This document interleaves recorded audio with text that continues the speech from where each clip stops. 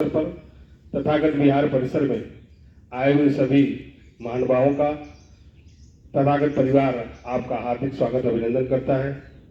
इस कड़ी में आज स्वतंत्रता दिवस के गणतंत्र दिवस के अवसर पर हम सब लोग एक छोटी सी गोष्ठी धरना स्थल पे आयोजित किए हैं। इसके लिए हम सबका आभार है। मैं आदरणीय श्री विद्याधर से निवेदन करूंगा वो आज के 77वीं वर्षगांठ पर गणतंत्र दिवस के अपनी बातों को रखे। आदरणीय विद्याधर गुरु जी। 77वें गणतंत्र दिवस पर आप सबका अभिनंदन करते हुए मैं बताना चाहूँगा कि 26 जनवरी सन 50 को की आधी रात को जब दिल्ली के लाल किले से भारत के प्रधानमंत्री पंडित नेहरू यूनियन जैक खींच रहे थे और ठीक 12 बजे हमारा तिरंगा झंडा आसीन हुआ था, उसमें पूरा देश हर्षोल्लास से झूम उठा था। और हजारों वर्ष की आज़ादी के बाद इस देश में प्रजातंत्र आया था।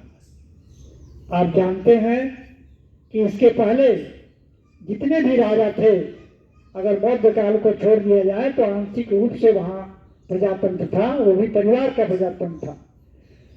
उसको प्रजातंत्र नहीं कह सकते, लेकिन परिवार में कह सकते हैं, विशाल था। लेकिन फ्रांस में प्रजातंत्र पहली बार आया, तब से दुनिया में प्रजातंत्र अपनी जड़ जमा रहा है। और बड़ी खुशी की बात है कि आज हम 77वां गणतंत्र मना रहे हैं। आपको याद होना चाहिए और फक्र होना चाहिए कि ये हमारा गणतंत्र बड़े त्याग और बलिदान के बाद मिला है। भगत सिंह फांसी पर झूम गए थे और तमाम लोग ज्ञात अज्ञात अपने जान की परवाह किए बिना इस भारत माँ को स्वतंत्र करने के लिए, भारत माँ की बेड़ियों को काटने के लिए अपना सर्वस्व निछावर कर दिए थे।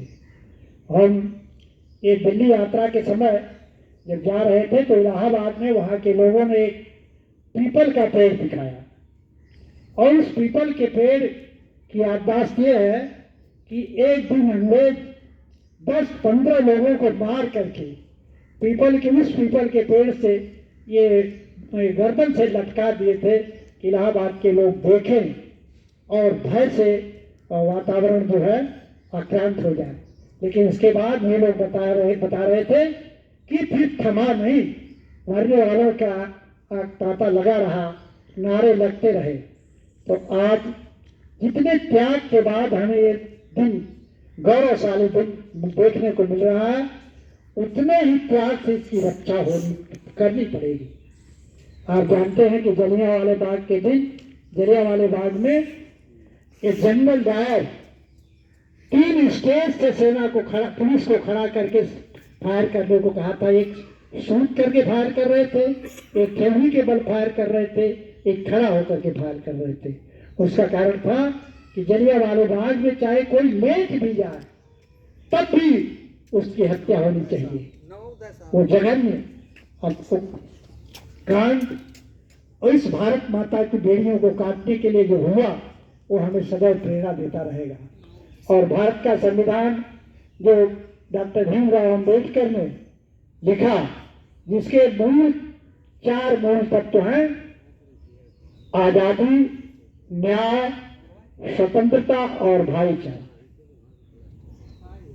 आजादी, समता, न्याय और भाईचारा। तो ये जो है किसी संविधान का जो है दुनिया में अनोखा ये संविधान है, क्योंकि इसको कभी आप समाप्त नहीं कर सकते। न्याय हर जीव को चाहिए, आजादी समता सबको चाहिए। आजादी